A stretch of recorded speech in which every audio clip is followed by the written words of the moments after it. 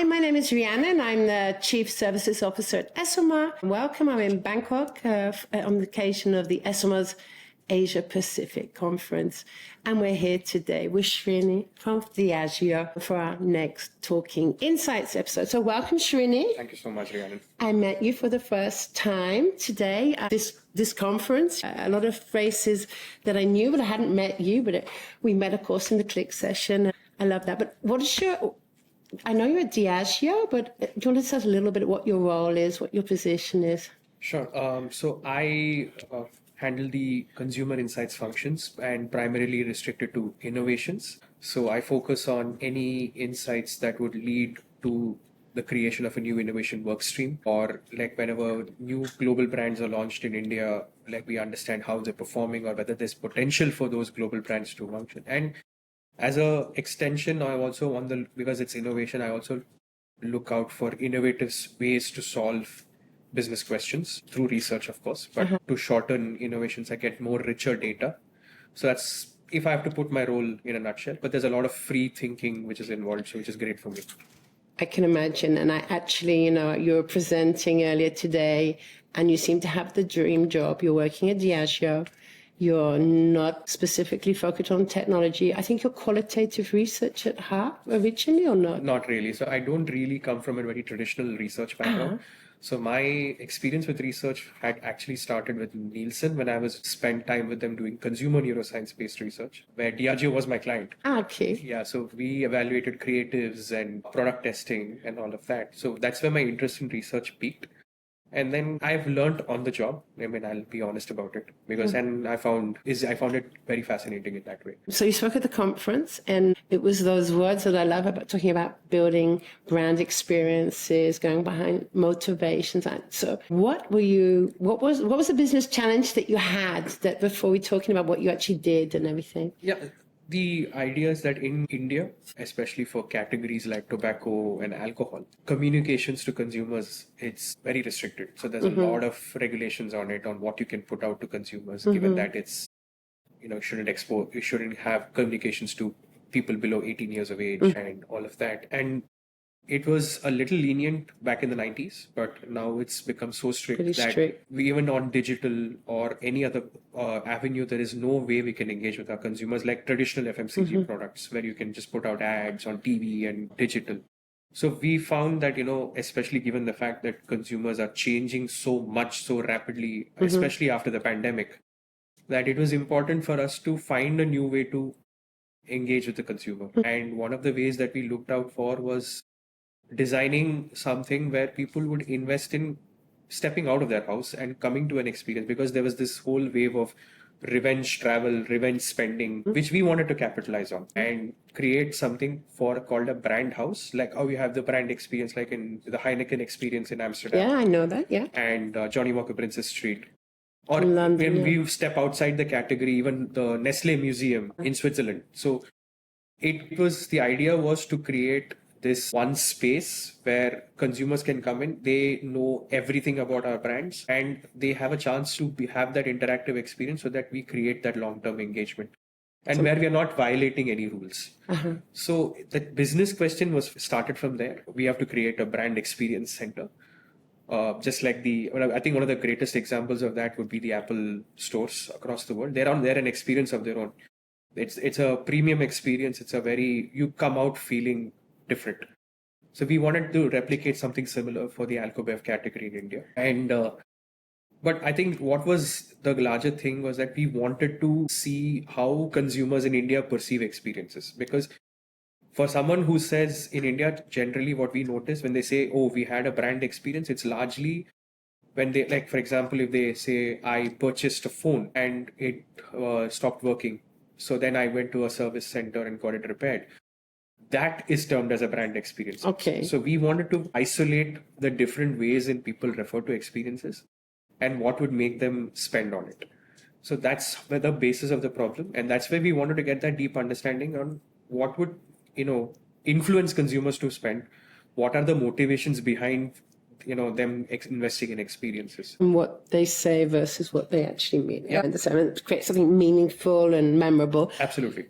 So that was the challenge, and it was specifically in India. In India, yeah. And then, so what did you do? Talk me a little bit about that. You teamed up with a research partner? Yeah, we teamed up with Nielsen IQ, their qualitative team, and they did a phenomenal job in kind of helping us craft the methodology for the whole research piece itself, because they realized that it cannot be just another vanilla qualitative exercise. It needed to be more detailed. There had to be different filters that had to be applied in order to get to the actual question that we're looking at. So one of them would be that, we went to consumers who were across 3 consumer segments: Gen Z consumers, millennials, and also high net worth individuals.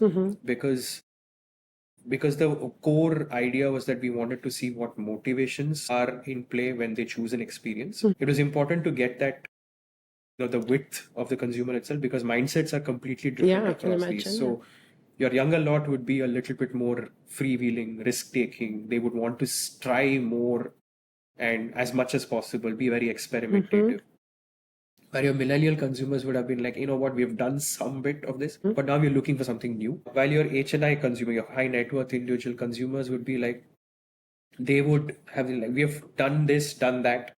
Now we are looking for an experience which is more exclusive to us. And we want it to be a little bit more catered to us, more curated to us, to our status, to our position in life. So given the fact that there were so many motivations at play, it was important that we went to these kind of consumers, people who had different mindsets, people who had conservative mindsets versus people who had more risk-taking mindsets, and across the spectrum as well. Like we went to non-binary consumers as well, so that because the motivations are completely different there, their fears and anxieties are completely different there, and hence that gave us a little bit more width and depth into the way we looked at consumers.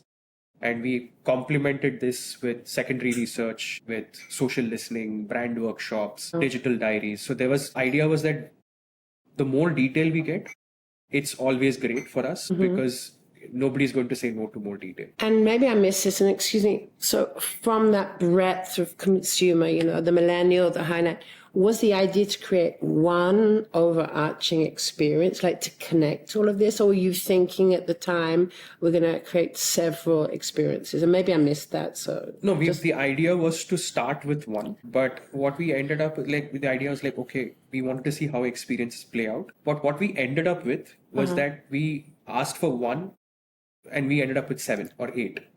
I'm just paraphrasing, but the idea is that we got more than what we bargained for. And we were able to clearly see that it is not as simple as we make it sound to be in India. Like, they view experiences differently. And hence we saw that every brand of ours had a role to play in designing experiences based on the motivation behind it, and also the consumer who we are catering to. And also, in many ways, which part of the country or which generation they're from, which socioeconomic position they are in. And there was a rich, supply of insights that we had. So in many ways, we are actually well placed to create experiences today, and also creating experiences for tomorrow. Fantastic. Must have been really fascinating, very insightful to do it. It was very, very insightful in that way, because I think we are in a position where we don't have to play catch up. When we know what kind of experiences will appeal to which consumer and at what point of time. And just thank you, because I know that you've prepared a full written paper that's available to delegates and members. You presented on it, so that's some information that you're sharing all the work you did, and that's fascinating. And thank you for that. I just have to kind of find out. So, what happened next? So, are you now planning experience, or have you, is something being designed, or you're still filtering through all that information? I mean, what? No, we were able to use some of these learnings to craft some experiences, because what we ended up getting was that now we had a framework to kind of base our experiences on, and now we were more sharper with how we plan our experiences. So the learnings that what we got from Nielsen was that they gave us a playbook of what an experience catering to this motivation, to this consumer cohort needs to have. So we were able to very clearly dial up specific elements, specific codes that were there in the experience, so that it catered to that motivation that the consumer is seeking.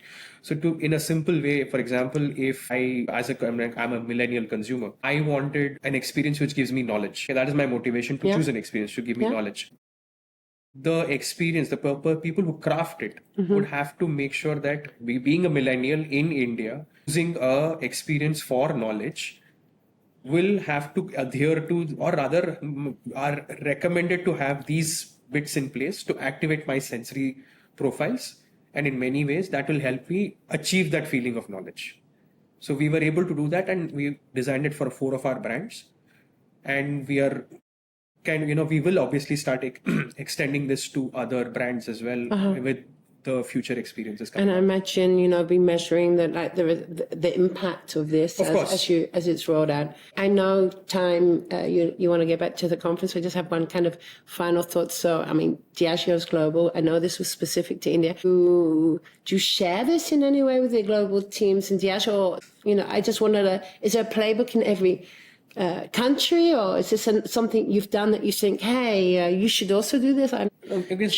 The learnings are India specific. Yeah. Because I'll admit that we really haven't had a chance to compare this with other markets as well. But I think the fundamental difference, in India, and I think some of the other markets as well, is that most of the other markets there are no very minimal restrictions on what you put out. Yeah. So in other markets, you can directly advertise the product. So I think the role of brand experiences there to create engagement might be a little less weighted compared to that in India. Clear. Because there, if you want to put out an ad for a scotch, it's very simple, like how you do it for any other FMCG product. In India, it's a little bit more regulated. So hence, we've had to find other ways to legally create that engagement with brands. Fantastic. Well, congratulations to you, and Thank you for so much. all of that. Sounds like a lot of work, but it sounds like it would have been not only paid off, but will continue to pay off. So that's it. I think people need to read your paper or head to a Diageo experience in India. That could also be the invitation. Everyone should.